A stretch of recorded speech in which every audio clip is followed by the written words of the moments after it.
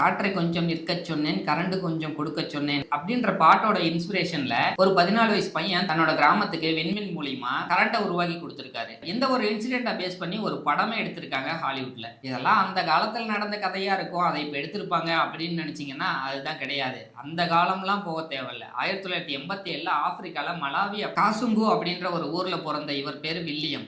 அவரோட ஊருக்கு கரண்ட் வசதி ஏற்படுத்தி கொடுத்த அந்த டைம் வந்து 2001 தான். அந்த டைம்லயே ஆப்பிரிக்கால சரியான வறட்சி, பஞ்சம், சாப்பாட்டுக்கே வழி இல்லாம இருந்தாங்க. அவருக்கு ஸ்கூலுக்கு போகணும்னா ஒரு வருஷத்துக்கு $80 ஸ்பெண்ட் பண்ணணும். ஆனா அதை கூட அந்த குடும்பத்தால ஸ்பெண்ட் பண்ண முடியல. ஏன்னா சாப்பாட்டுக்கே வழி இல்லாம இருந்திருக்காங்க. இந்த டைம்ல நம்ம சும்மாவே இருக்குமே, நம்ம ஊருக்காக ஏதாவது பண்ணலாம், இல்ல நம்மளோட டைம் ஸ்பெண்ட் பண்றதுக்காகவாது ஏதாவது ஒன்று கிரியேட்டிவா பண்ணலாம் அப்படின்னு யோசிச்சு யாரோட வழிகாட்டுதலுமே இல்லாம அவரோட சொந்த முயற்சியில அங்க கிடைக்கிற சின்ன சின்ன மரப்பலகைகள், பழைய மோட்டார், பழைய உடஞ்ச ரேடியோ அதெல்லாத்தையுமே வச்சு அவர் ஒரு விண்மில்ல உருவாக்க ட்ரை பண்றாரு. ஸோ அந்த டைம்ல அவருக்கு அந்த ஒரு இரும்பு கடைக்காரரும் அவரோட அப்பாவும் ஹெல்ப் பண்றாங்க. ஏதோ சின்ன பையன் ட்ரை பண்ணணும்னு சொல்றான்னு ஆரம்பத்துல இவங்க எல்லாருமே ஹெல்ப் பண்ணிருக்காங்க. ஆனா ட்ரை பண்ணும்போது நிறைய டைம் அது இடிஞ்சு விழுந்து ஒர்க் ஆகாம போய் எல்லாருக்குமே ஒரு கட்டத்துல சலிப்பு தட்டி போச்சு. ஸோ இது ஒர்க் ஆகாது, சும்மா நாம இவனோட சேர்ந்து டைம் வேஸ்ட் பண்ணிட்டு இருக்கோம், நம்ம வேற ஏதாவது ட்ரை பண்ண போலாம்னு சொல்லி எல்லாரும் விட்டுட்டு போன பிறகு கூட இந்த பையன் திருப்பி அதை ட்ரை பண்ணி ஒரு வழியா அந்த ஒரு விண்மில்ல கம்ப்ளீட்டும் பண்ணி முடிக்கிறாரு. அந்த ஒரு சீனை அந்த படத்துல ரொம்பவே அழகா காட்டியிருப்பாங்க. பேக்ரவுண்ட் ஸ்கோர்லாம் போட்டு,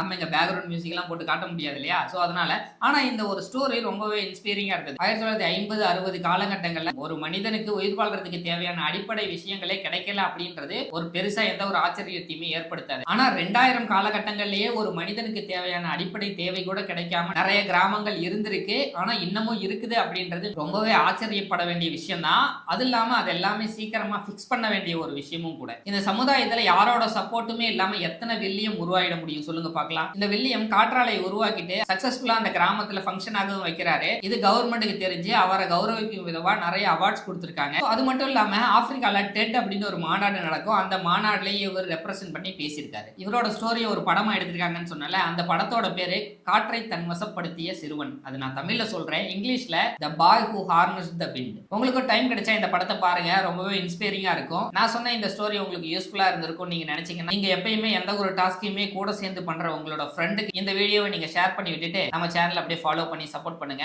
அப்புறம் நாளைக்கு பார்க்கலாம்.